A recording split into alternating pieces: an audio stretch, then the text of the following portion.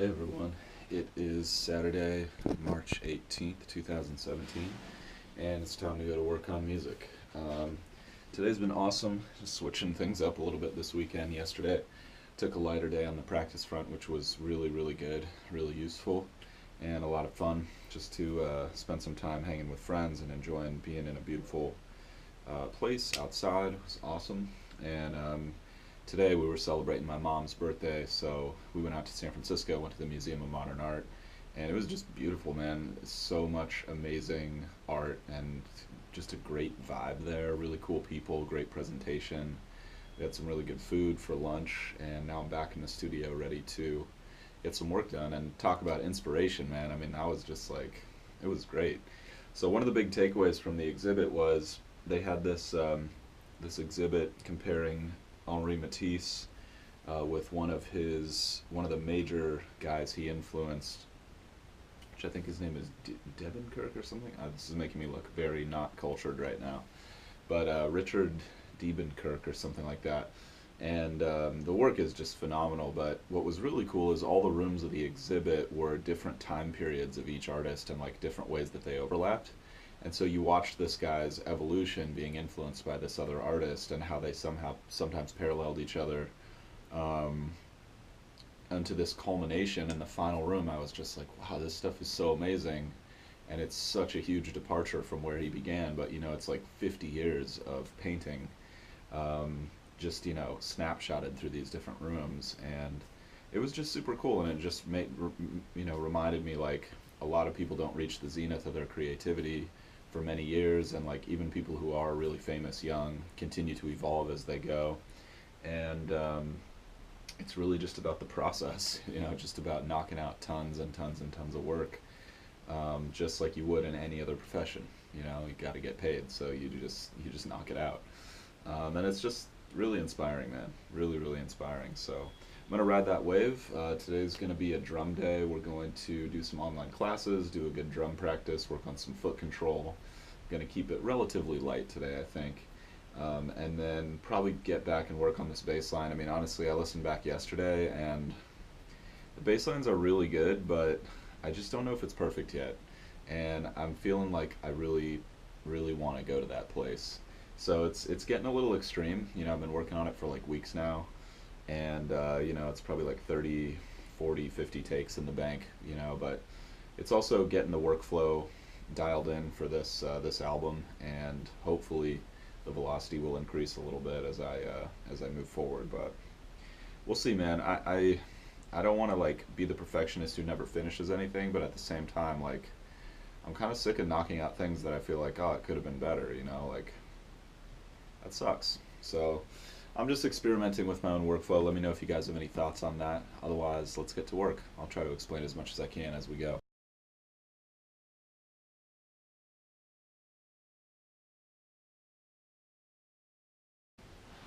Yeah, pretty light online learning session there. Just wrapping up the reverb lesson. Not much to report there, honestly. Although one cool thing is he was talking about impulse responses, which is basically like you clap your hands or like fire a gun in some reverberant space, and then you capture that sound, and then you can import that into one of the plugins in a DAW, and the plugin will take that reverberant sound and apply it to whatever sound you want it to, which is freaking audio alchemy, dude. It's crazy. So that was cool. And then I was just reading more about Rush, doing some Amazon research, just looking at some of the album reviews for Moving Pictures and 2112, a couple of their big albums, and just kind of seeing if there are any taglines in there on the marketing front. Nothing too crazy, but still valuable. So I think what I'm going to do is accelerate my speed through that music business class a little bit going forward, and then just kind of come back to some of this stuff if I need to. But I feel like I'm getting lost in some of the small picture, and I want to get the big picture perspective. So let's hit some drums.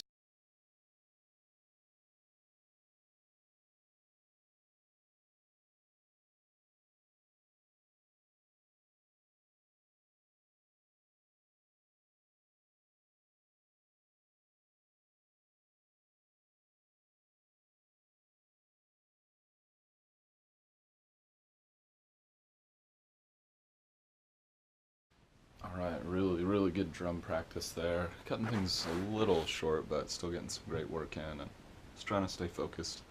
So I'm a little light on time tonight, but yeah, that stick control book is really coming together with the feet. I'm really getting a lot more comfortable with my new kit, my new setup, my new double bass setup, and my coordination in my feet, and just my whole all my all the aspects of my control are really improving.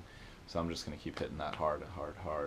And I really think the key is consistency. I mean, that's not surprising, but also like quality practice, obviously focused practice, not just like showing up and checking the box and going home, you know. It's like really spending that time to get it the way you want it to sound, and starting slow, you know, really being patient and then working it up over time. But it's really paying off. I mean, all those principles, you know, that stuff that everyone talks about constantly, it's like there's a reason for that. So what I'm going to do now is quickly listen back to a couple of the bass lines I've been listening to the last few days.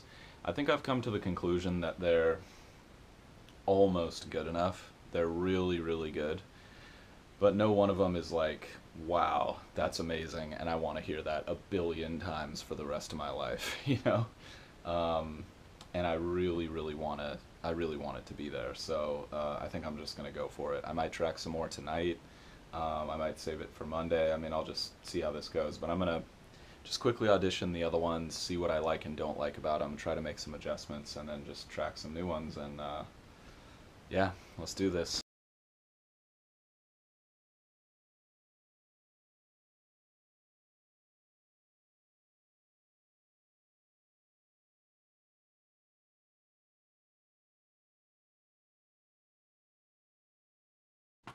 All right. Uh, Really good session. I really feel like I captured the essence of what I wanted to communicate sonically with this bass line, and I'm really happy with it right now. It sounds great.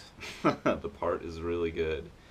It's just really nasty. I, I always thought I wanted everything to be as nasty as possible, but this might be like a little more than this track needs, but maybe this is just gonna be a super nasty track.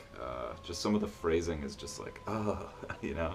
And I really wanted that from the session that I was tracking it with, which I feel just gives me a lot of confidence, because it was like, okay, I want it to say this, and then I was able to lay that down and get that message across, whereas the previous one was a little more fuzzy, a little warmer, a little more chill.